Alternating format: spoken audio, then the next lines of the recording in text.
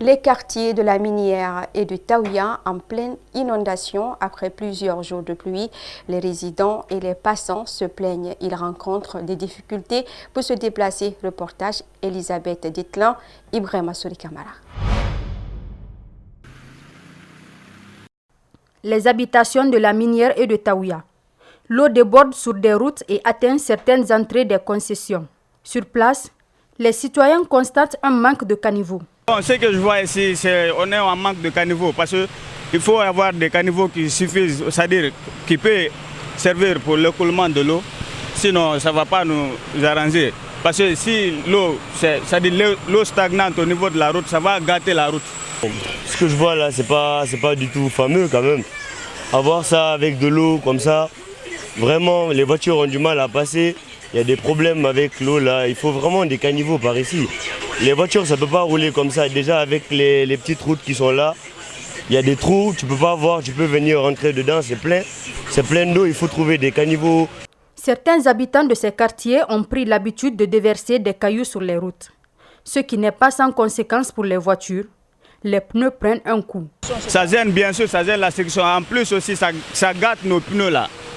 Bon, quand on prend l'exemple de Avaria là-bas, quand vous passez sur la route de Niger, Avaria là-bas, c'est tellement gâté, on a mis des cailloux là-bas. Quand vous passez, il y a des cailloux et autres fer. À chaque saison des pluies, les inondations sont fréquentes à Conakry. L'urbanisation anarchique et les travaux mal effectués sur les routes en sont souvent responsables. Fin du forum des jeunes de Kakandé. Durant 3 jours, les réflexions ont porté sur les problèmes des jeunes de Kakandé avec la présence des projets et sociétés minières. L'objectif est de permettre aux jeunes de la localité d'entreprendre et de trouver de l'emploi au sein des nombreuses sociétés minières. Reportage Alpha Omar Campo, Salifoli Fossissé.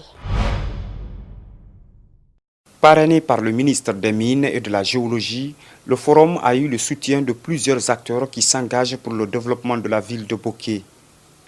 Mines et développement communautaire, mise en place de TPE et PME locales, appui et financement, tout a été dit pendant ces 3 jours. Le maire de Boké se réjouit de cette initiative. Ces 3 jours de forum que nous venons d'assister, les thèmes ont été très intéressants. Et tout concerne comment est-ce que nous pouvons avoir les méthodes, des pratiques pour pouvoir donner à cette jeunesse une certaine autonomie, leur organisation dans certains domaines, comme au niveau de l'emploi, surtout dans le respect du contenu local. Le président du Forum des jeunes de Kakandé pense que le FOGEG a reçu l'organisation. Mais pour lui, le défi reste à la mise en œuvre des recommandations, d'où son engagement. C'est maintenant le combat commence. C'est maintenant on doit redoubler d'efforts. C'est qu'on a fait un premier pas. Il reste à emboîter encore 1000 pas pour réussir le pari.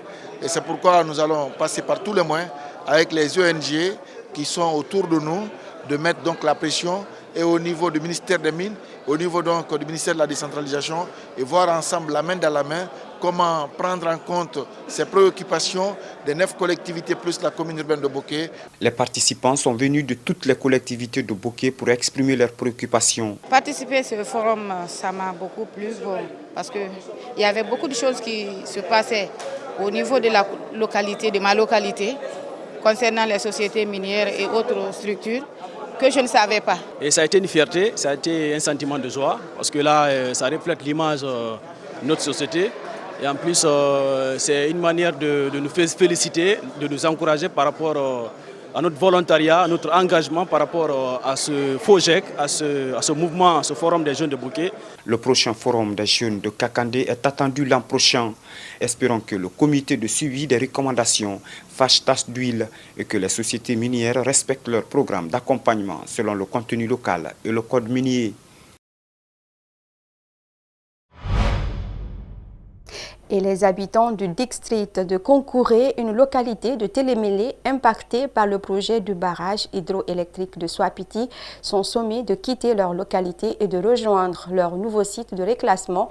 Seulement, selon ces populations, tous n'ont pas retrouvé de maison sur ce site et elles affirment n'avoir rien sur eux pour survivre pendant cette période de grande pluie où les champs ne seront pas encore arrivés à maturité. Elles demandent aux responsables du projet de leur indemniser à la hauteur de leurs droits. Idrissa Bari, Djibril Kabak Kamara étaient dans la localité. Voici le reportage. Mamadou Hawa Diallo est une veuve qui vit à Konkoué depuis le décès de son mari. Mère de plusieurs enfants, elle habite dans une maison qu'avait construit son défunt mari dans ce village avec toute la famille. Avec la réalisation du barrage hydroélectrique de Soapeti, cette dame, comme tous les habitants de la localité, sont sommés de quitter ce village pour un site construit par la direction du projet à une trentaine de kilomètres de là. Elle n'est pas contre l'idée du déplacement, mais demande au projet une indemnisation.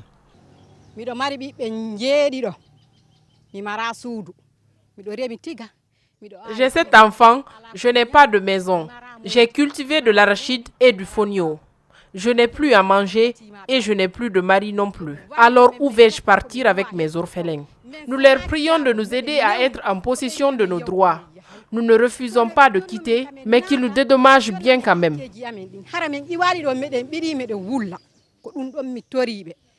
Buntura Biba est aussi de Konkoué.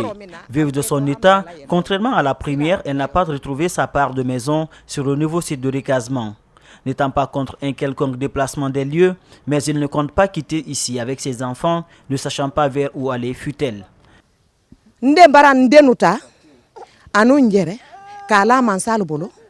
Moi, j'ai pris mes enfants et moi-même pour les mettre à la disposition des autorités. Quitter ici, je ne suis pas contre. Mais je ne peux pas quitter ici sans avoir ma maison. Pourtant, ce sont eux qui nous ont dit de ne pas terminer nos maisons en chantier. J'ai donc respecté la parole de l'autorité. Par contre, eux, ils ne veulent pas me dédommager. Si je bouge d'ici, où vais-je rentrer avec mes enfants?